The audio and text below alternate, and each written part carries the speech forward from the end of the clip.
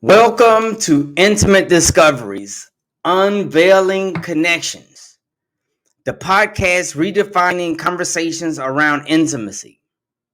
In a world where connections often feel superficial, we dive deep, exploring the layers of what it truly means to be intimate. This isn't just another love talk, it's a groundbreaking journey through intimacy's cognitive, emotional, sexual, and spiritual aspects. In each episode, we peel back the layers and myths and truths, engaging with experts and sharing real life experiences and uncovering insights that challenge everything you thought you knew about closeness and in relationships. Whether you're navigating the complexities of love, seeking deeper connections, or just curious about the unspoken intricacies of human bond, Intimate Discoveries is your guide through the maze of modern intimacy. Tune in as we unravel the secrets of truly meaningful connections.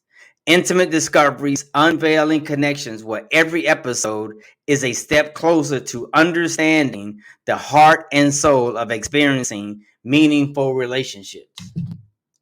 And we are now live here at Intimate Discoveries. Thank you very much, everyone. And this is Champ Franklin here with Intimate Discoveries, coming at you with another juicy episode on intimacy and how can we, as a culture, dive into this quest on building intimate relationships.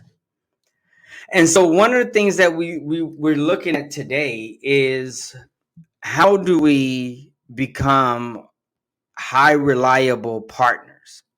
And so we're going to look at the definition of we'll look at in healthcare and um, in the service industry, and what does it mean to be a high reliable organization. So I get this term from Navy Medicine, which or DHA, Defense Health Agency, where we were striving to be a high reliability organization. And one of the things that we looked at is quality. And so I'll see if I can pull up the definition of a high reliability organization, right? So in this case, we're going to replace organization with spouse or partner, right? So a high reliable partner is defined as an individual that has maintained high levels of safety, quality, and efficiency over an extended period of time. The concept of high reliability is growing in the Black community. This is where we're going due to the complexity of our culture and the risks that are significant into building on the future generation. This is why it's important. And so we're going to, as we're looking at being a high reliable partner, you have to now be committed to your person's safety, right? There are five principles to being a high reliable partner. And we just going to plug in partner to and where we see it in the principles of high reliable organization, right? So one is communication. The second one is improvement models. You got to always be looking to improve on the relationships. You're being able to communicate and improve. There's a continuous learning. So that means that when it comes to your partner, that you're actually showing up for class, that you're there listening to learn and to get better and how to better understand your partner, because you are a high reliable partner, right? Where your partner can count on you when there is a moment that they need to feel safe, that they know that they can come to you to get a task complete just like that or within an hour. Most of us are so great that the tasks that are being asked of us, most of those can be completed within 1 hour if, watch this, you followed instructions. All right, now here we go. Now again, the third one we said was continuous learning. The fourth one is accountability.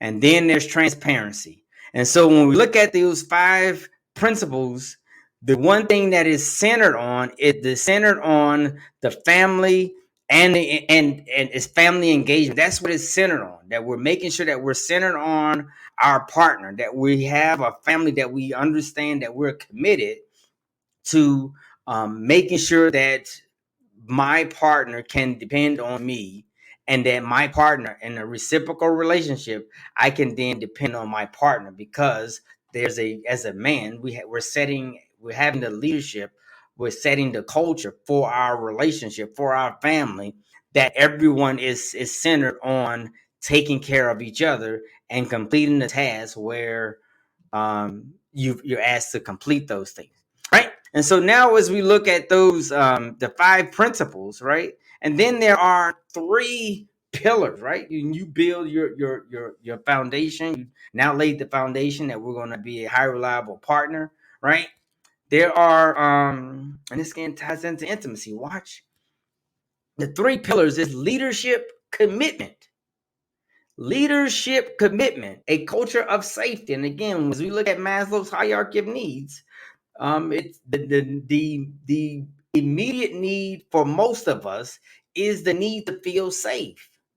However, our culture does not promote vulnerability, being able to trust each other. So I'll say it this way here. So when a male decides that he wants to date a female, and so by the time they get to the point where they meet for the first time, the man has received enough information to not trust her, and she has received enough information to not trust him. And so in our meeting, most of the times, we've been trained. You gotta look for red flags.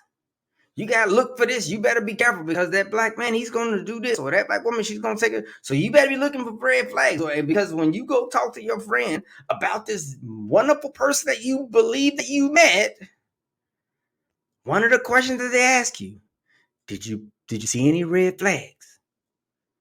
And you're like, oh my gosh, I should have been there looking for these red flags. Instead, you were there listening to them. And so now watch this here. You get punished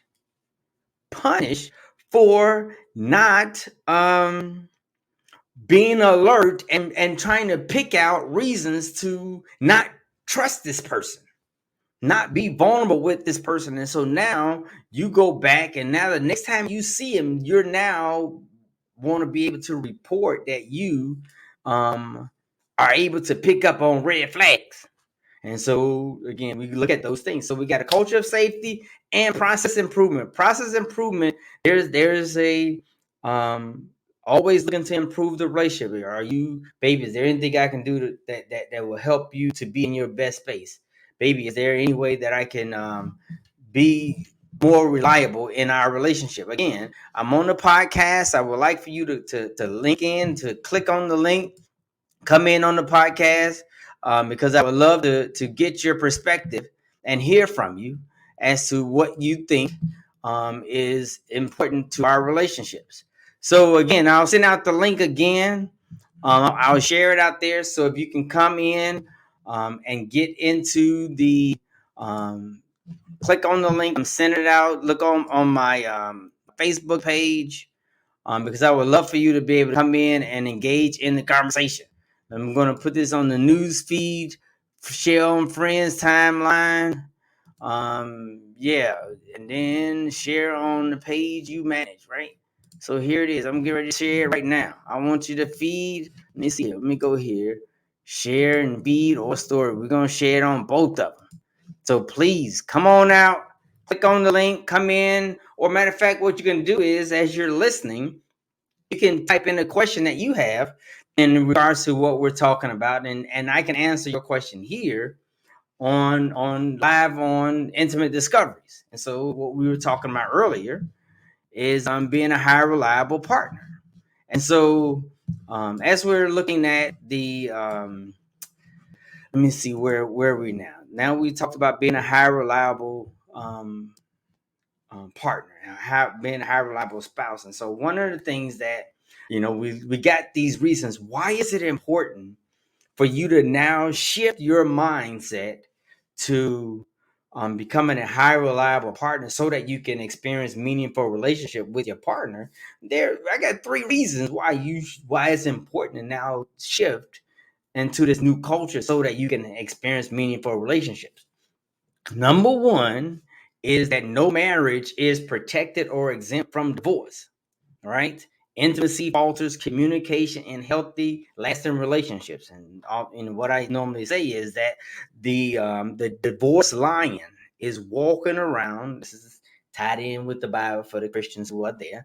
The divorce lion is roaming around seeking who he can devour.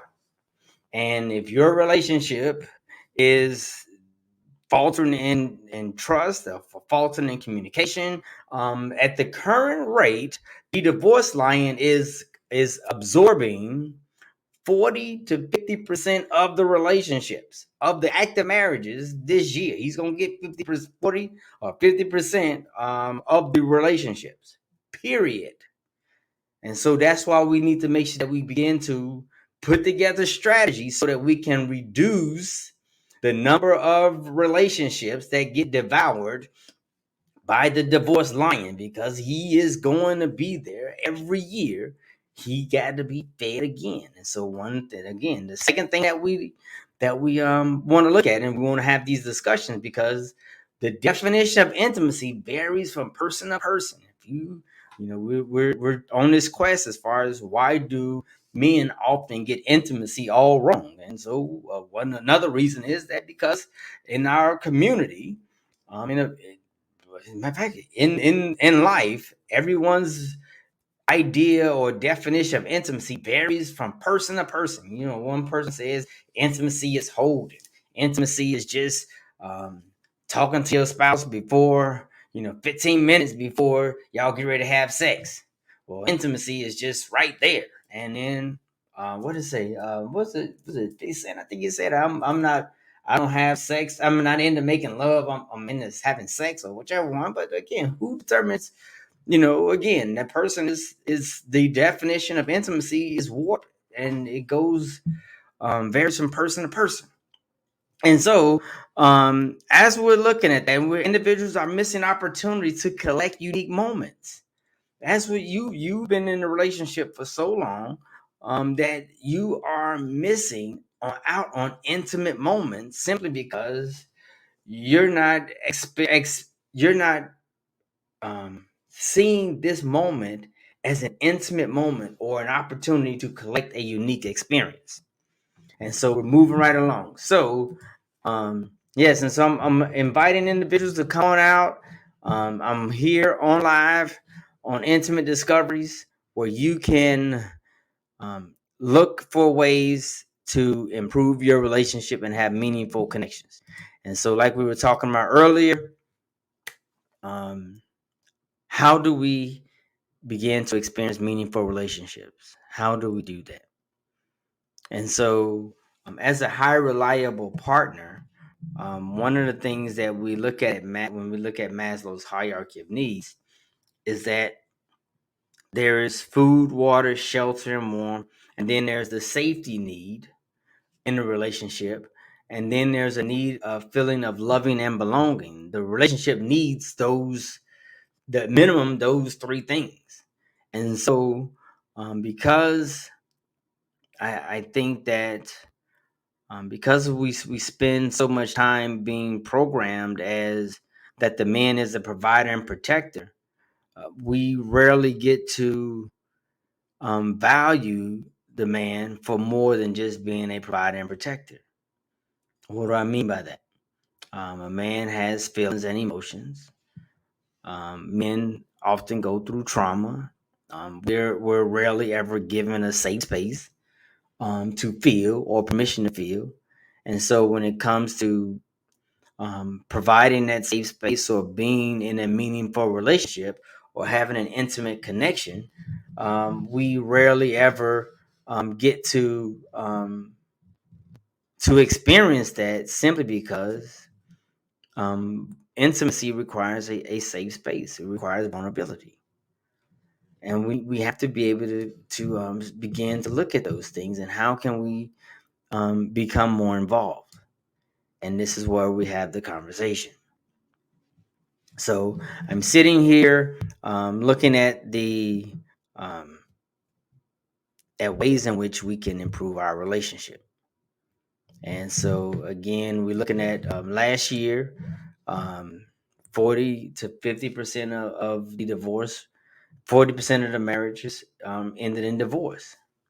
And here's another really important fact, that African American women divorce at a higher rate, like 38%, at a higher rate than any other woman in any other race. And so, what the thing that I pulled from this, that that it is tough on a black woman.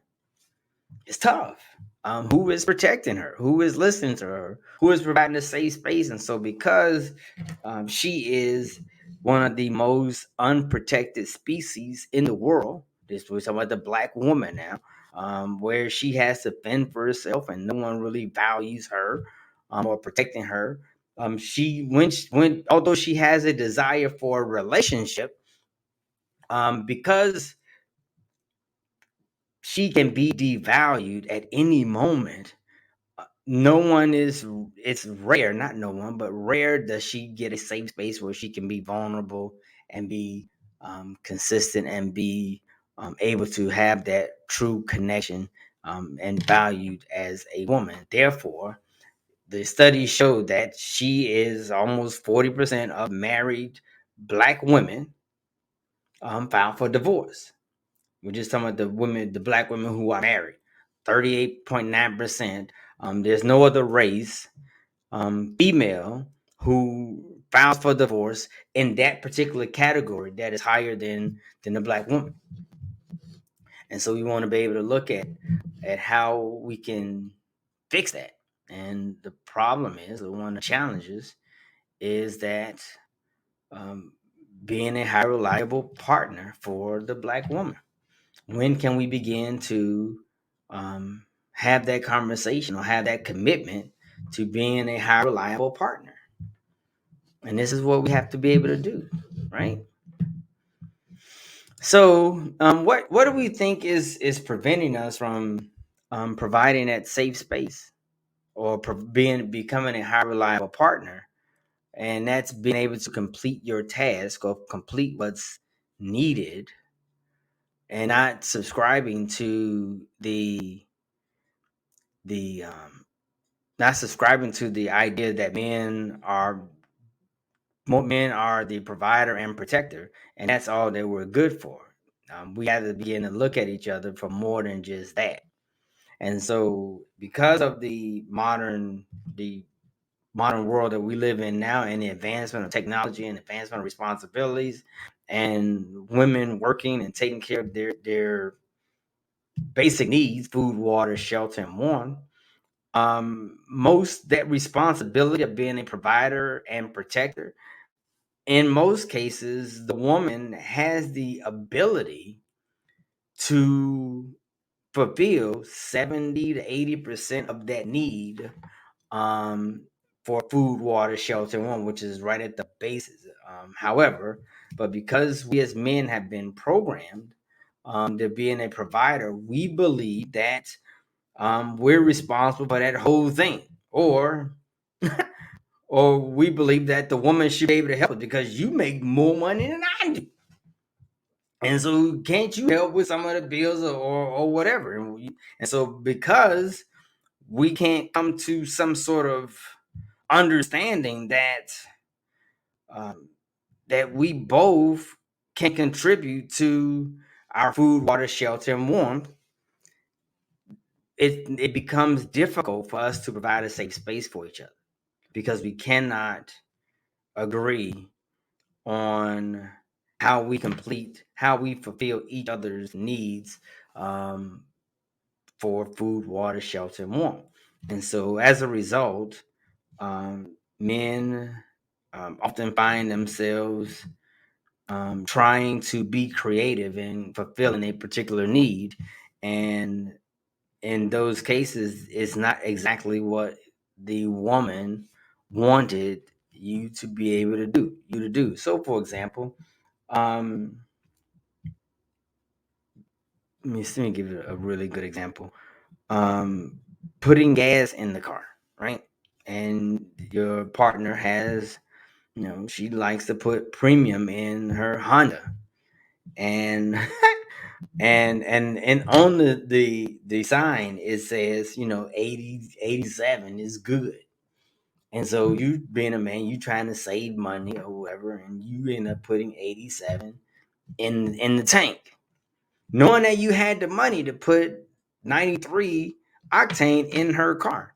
So because her car is traditionally, or because she come in and see that the receipt says that you put 87 in the car, now you're upset because you're now being criticized for putting 87 in her car, 87 octane in the car, whereas the requirement was for you to put high octane in her Honda. Although we know a Honda can take 87, and it also can take 89, and also can take 93. But in this particular case, your task was to go to the gas station and put in high octane in her car because she values her car, in the way that she wants to put the high octane gas in there. And so, because the man in this particular situation came up with a bright idea, I can save money, I can get away here, and then you put this 87 in the tank. Now when she comes to talk to you about why did you put 87 in my car, the man gets on the defense because they feel like, well, you challenging my ego or you challenging my manhood. You think I can put gas in a car? You think I don't know how to put gas in a car? Well, no, that's not that you don't know how to put gas in a car. You don't know how to follow my instructions when it comes to my car. And for some reason, you are having difficulties with completing the task in which I ask you to do, and therefore you now have been slated as an unreliable partner simply because I cannot rely on you to go to the gas station and put in high octane gas in my Honda, which is my car, um, and complete that task in a timely fashion. And so now, now that we've created this tension in our relationships, it's the next need that we need in the relationship is the need to feel safe. And so, because we are not appearing to be a safe space or trustworthy in these small tasks, or we feed the narrative that a woman is always going to be nagging, or she's not going to follow instructions, or his ego is always in the way. When it's the time to provide a safe space for your partner, it's a challenge to do that simply because you're keeping score on something that you're going to burn out anyway. You're going to burn out the gas anyway in your car. So, but you are upset about something that is going to the trash, or something that's going to be exhausted. And therefore, the moment that you need to be able to listen and provide a safe space for your partner, you're unable to do it. And therefore, like I said, what we'll do right now, we're going to look at the definition of intimacy, right? Because we know that a lot of times our definition of intimacy is off. And so, the definition that we work with at Intimate Discoveries is that intimacy is a level of commitment and positive, effective, cognitive, and physical closeness that one experiences with a partner in a reciprocal, although not necessarily symmetrical relationship. I'll say it again. Intimacy is the level of commitment and positive, effective, cognitive, and physical closeness that one experiences with a partner in a reciprocal, although not necessarily symmetrical relationship. So, therefore, we want to understand that intimacy is a level of commitment. You have to be committed to reciprocity, to providing a safe space where my experience with you is positive, effective, and that you walk away experiencing a level of closeness with your partner in a reciprocal manner. And therein lies the challenge: is can are you committed to providing a safe space for that person? And reciprocity in an intimate relationship is mandatory. And so how do you say, well, if he's not reciprocating, then we've been intimate? Well, no, you have not been intimate. You've had sex. You've had an unfulfilled sexual experience with a person who is not committed to you, and helping you to feel safe and experience, right, a positive experience that you have to have, that you should have when you're in an intimate relationship.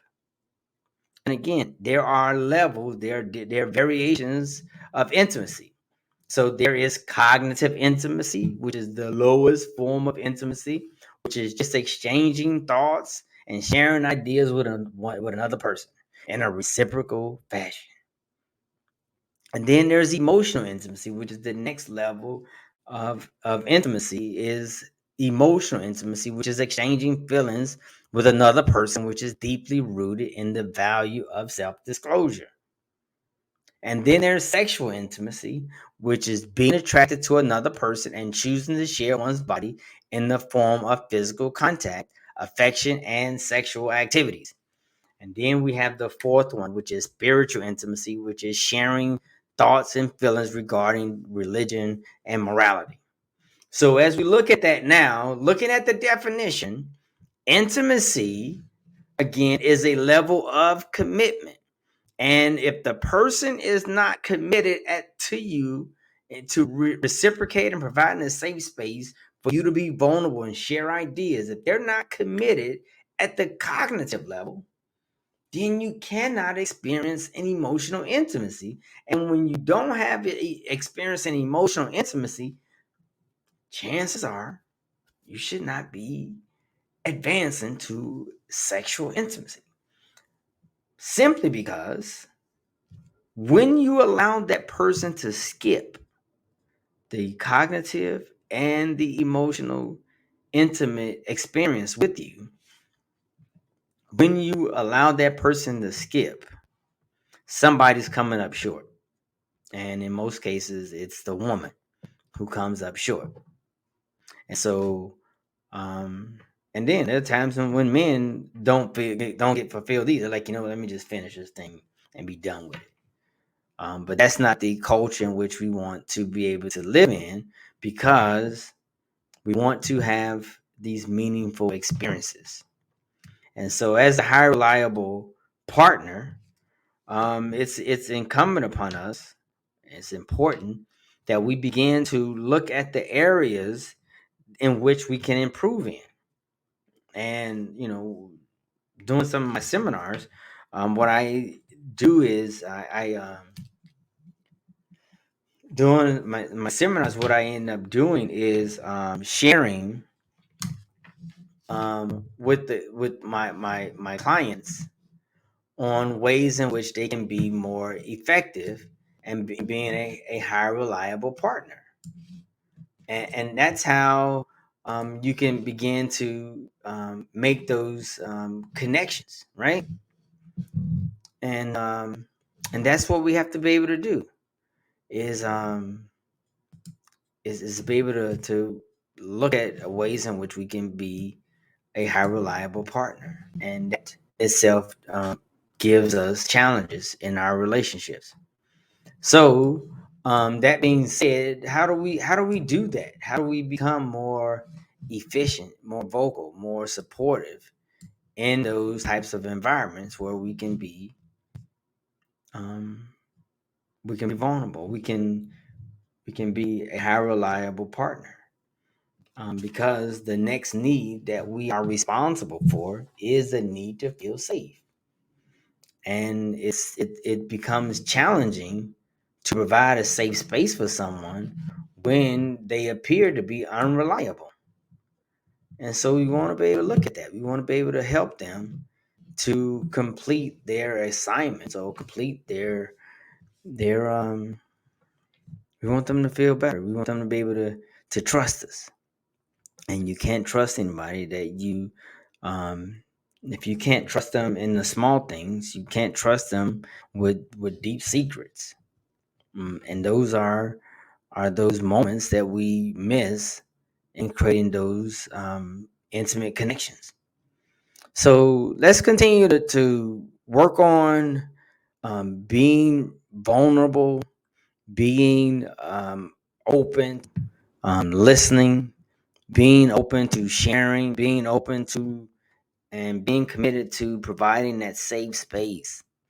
Because in order for us to be vulnerable, in order for us to share at a reciprocal level and be committed, we have to have a safe space.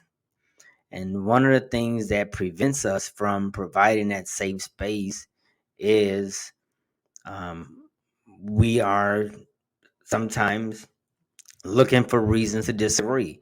And so the things that we disagree on often prevents us from providing a safe space for our partners. And so and that's another area that we got to really look at is why are you always looking, or not always, but why are you often looking for a reason to disagree? And then you find a reason to disagree, and then you try and hold it against me after you've looked for the reason to disagree and found it.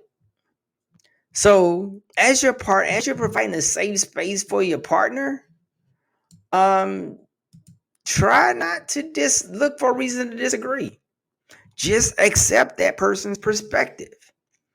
And this is one of the easiest ways to accept another person's perspective, is to just allow them to say what they're going to say, and to know that that person's perspective typically do not show up in your life. And so because that person likes putting ketchup on their eggs and you don't agree, that you think that egg should just have cheese and that's it, and you should not be putting ketchup on your eggs, it should just go on your hash browns, and you don't agree with that, and now you're upset about him putting ketchup on his eggs, and now you can't have breakfast with someone who who puts ketchup on their eggs. And had you just let that go, let him enjoy his breakfast, be present in the moment, you end up losing out on a terrific experience with your partner, all because you looked for a reason to disagree and you found it. How do we change that? How do we turn off our meaning maker? In which we make meaning of everything? Every time we turn around, we're creating a meaning for something. Oh, what did it mean when he came and he walked past you and he didn't speak? Oh, that meant something. That means he might be mad at you. Well, no, he probably was in deep in thought. Well, can you go and talk to him and ask him? And then watch this, not judge their answer or their response. Allow that person's truth to just be available. And when you're able to do that, you're able to create a safe space, and therefore that person begins to feel a sense of loving and belonging, which takes us to the next level of emotional intimacy. Again, you cannot get to emotional intimacy when you're unable to provide a safe space for that person, or that person is not able to provide a safe space for you. And this is how a lot of times affairs happen, because that person is typically not disagreeing with the way that they handle their day-to-day life, that they are allowing that person just to say whatever they want to say and let it stick and let it go on. And then now that person is having an emotional connection or emotional intimate connection with that other person. And before you know it, emotional intimacy elevates to sexual intimacy. And that all of that happens simply because of a person's inability to consistently provide a safe space for them, or that they were being judgmental in some things that were going to the trash. Think about that. Think about that. Think about your perspective. Think about the things that you disagree with your partner about, that you all just don't see eye to eye to it. Well, we don't see eye to eye to our children without raising our children. Well, here's a news flash. Your children may or may not listen to you. So the way that you're treating your children or treating your spouse because of the way that they were raised and the way that they believe that is how they want their children to be, is disrupting you all's ability to experience a meaningful relationship, all because I don't agree the way she raising our kids, or she's raising them to be X, Y, and Z. Um, I'll ask you, when was the last time you listened to your parents? Have you taken all the advice of your parents? And if you have, because most of us have not taken all of the advice from our parents, chances are your children are not going to take all of your advice. And it could be the thing in which you are disagreeing with your partner about that your children aren't going to even be involved in. Therefore, allow your partner to be the mom to that child in the way in which she believes is the best way to be the mom for that child. And when it comes to being a father, allow that person to be the best version of a father that they can to your child. Now, hold on, there are some caveats to that. And I always have 5 caveats. Is he doing anything that's illegal, immoral, unethical, causes self-harm or harm to others? If they're doing those things to a child, then you need to step in and protect the safety of that child. Now, if the mother or the father is not doing anything illegal, immoral, unethical, causes self-harm or harm to the child, then allow them to have great moments with each other, instead of creating this tension in the relationship because I don't agree the way you are raising our son. You're raising our son to be X, Y, and Z. Well, guess what? He's not gonna make it to X, Y, and Z. He's just gonna be L, M, N, O, and P. And so here you are and got all upset because your child, that you held your partner accountable for raising your son X, Y, and Z, and he ended up, or she decided that she was just gonna stop and be perfect at L, M, N, O, and P. So I hope that that's helpful. And wish, like I said, I'm looking to have more audience on these conversations to be able to share and dig a deeper dive into intimacy and in our relationships. And so, if you're live on Facebook right now, if you have a question or comment, please put it in the chat. I love to respond to it. Oh my gosh, bring them in the video. Oh my God, they're not even there. So yeah. What do we have here? Who can I bring? Can I bring anybody in on video?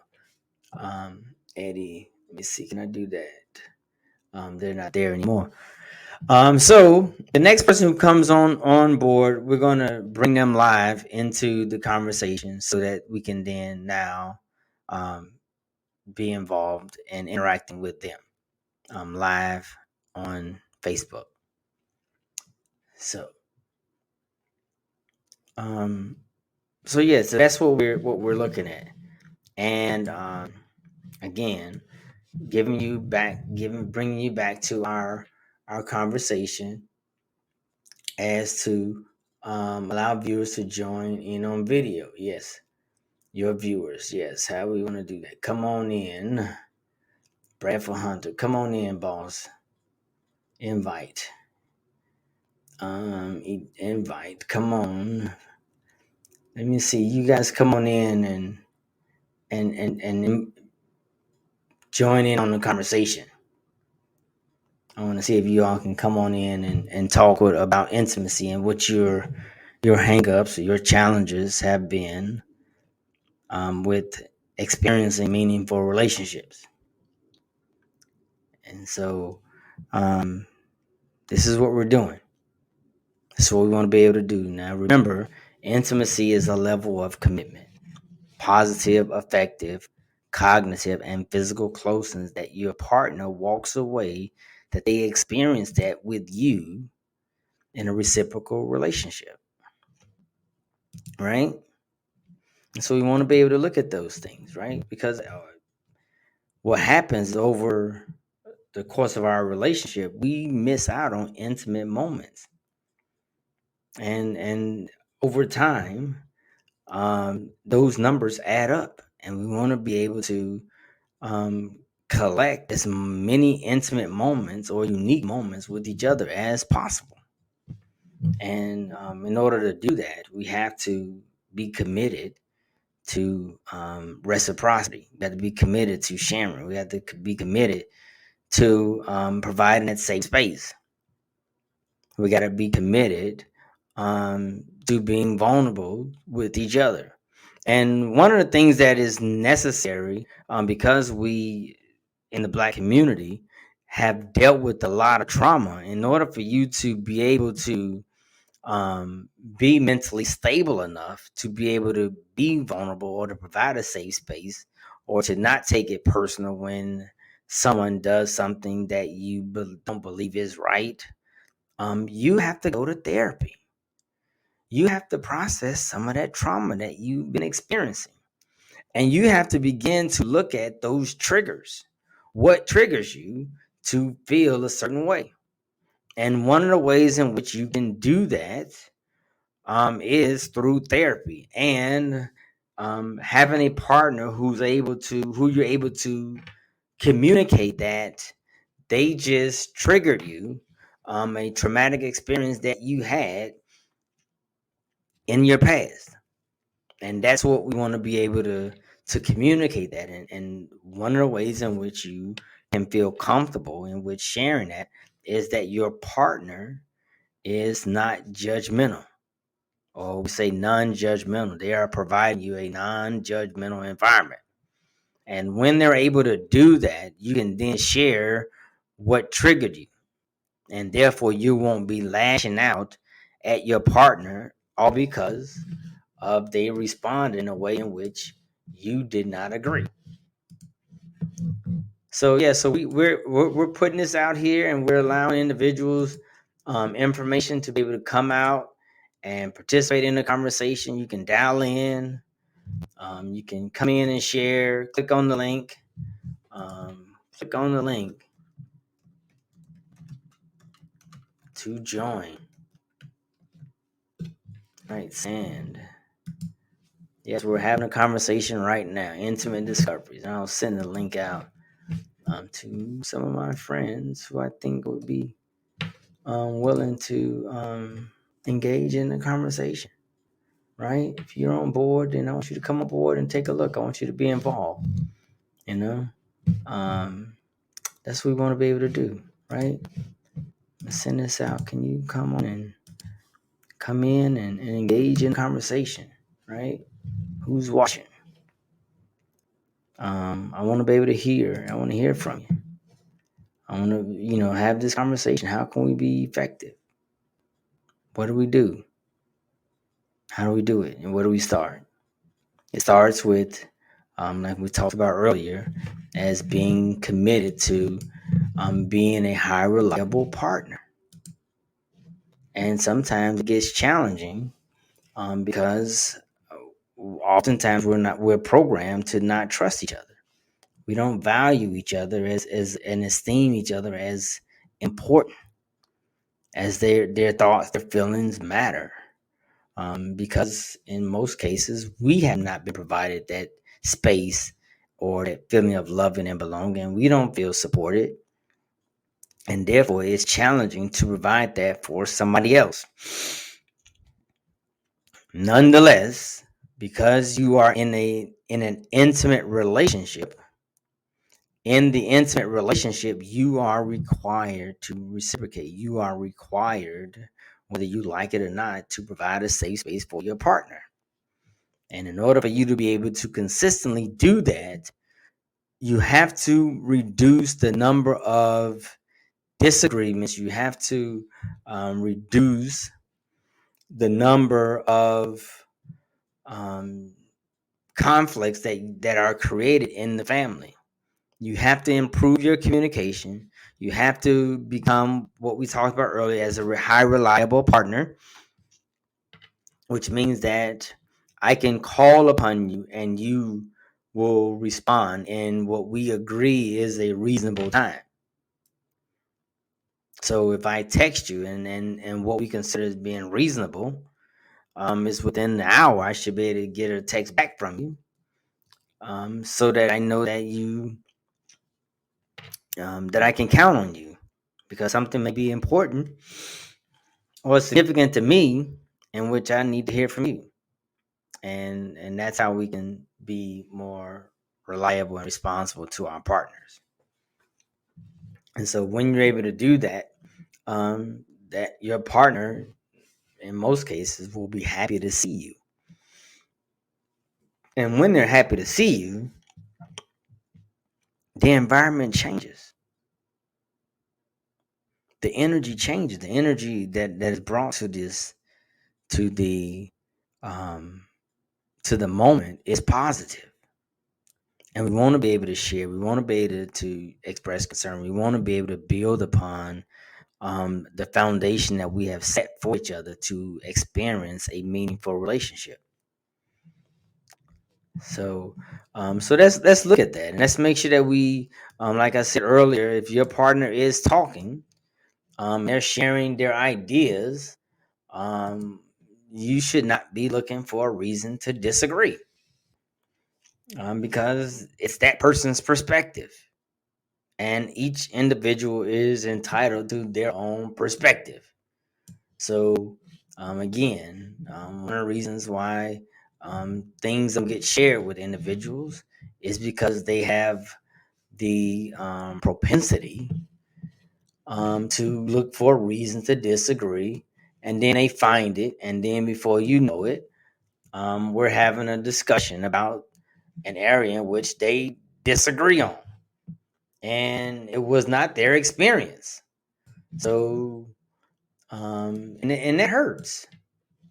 That absolutely hurts when you cannot talk to someone about how you feel, and they tell you the way you feel is wrong, and that's not fair.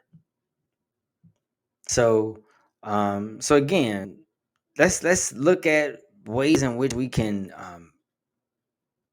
be mentally stable enough where we can just sit down for a couple of minutes and let your partner talk. You, here's an assignment I want you to do. I want you to ask your partner on a scale of 1 to 10, how do you feel my commitment is to helping you to feel safe, on a scale of 1 to 10. And if you get anything below an 8,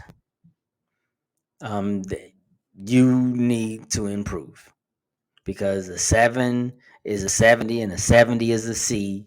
And if you got a 6, then that means you got a D. And you should be able to improve your scores as a person who is committed to helping that person feel safe, or helping your partner feel safe, because you told them that you were committed to them and that you care about them. And so what better way to show them that you're committed, um what better way to show them? And that's by being emotionally available, being able to listen to them and provide them the opportunity where they can just talk and be themselves. And that's important. So we want to be able to do that. We want to be able to provide that space for them, right? And that's important. That's important that we be able to do that. Absolutely. And we can all agree that that's what needs to happen. Right? Thank you.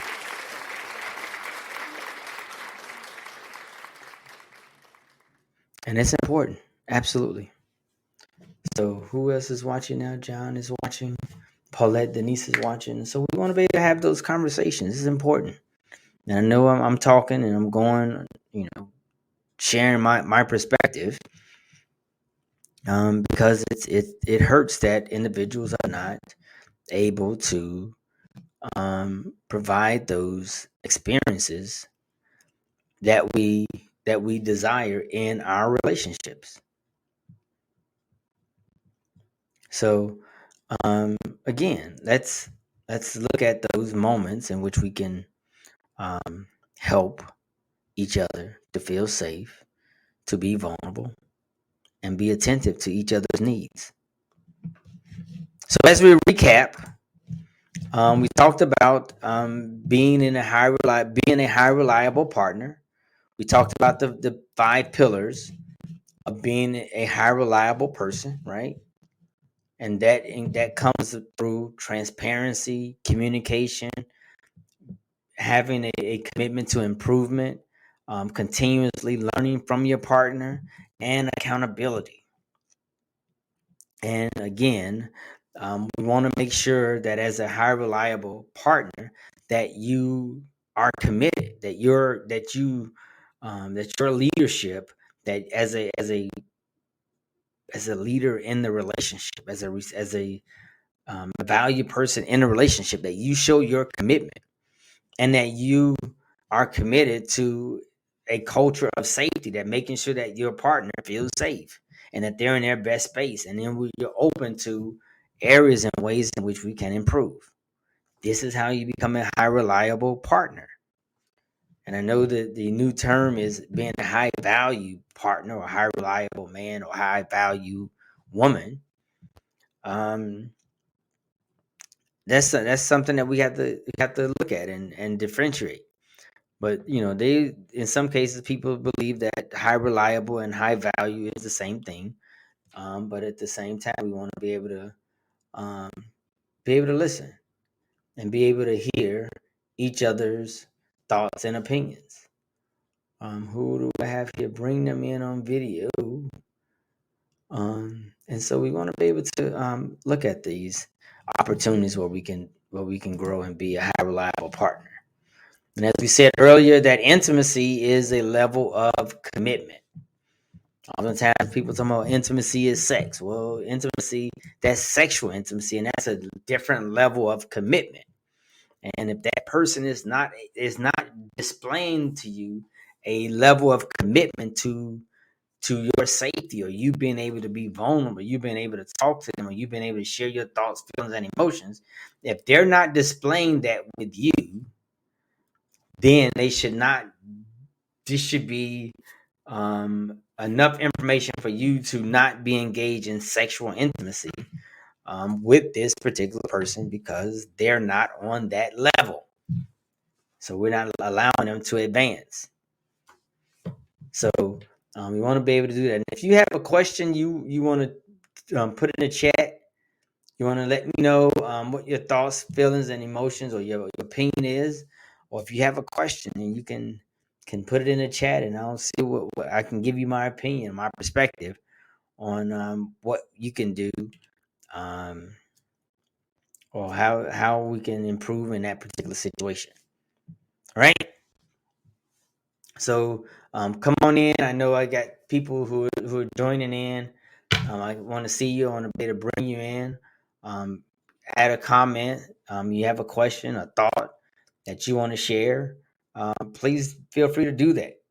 I want to hear your perspective on what you believe is intimacy and how you see an intimate relationship, and how does it working for you. right?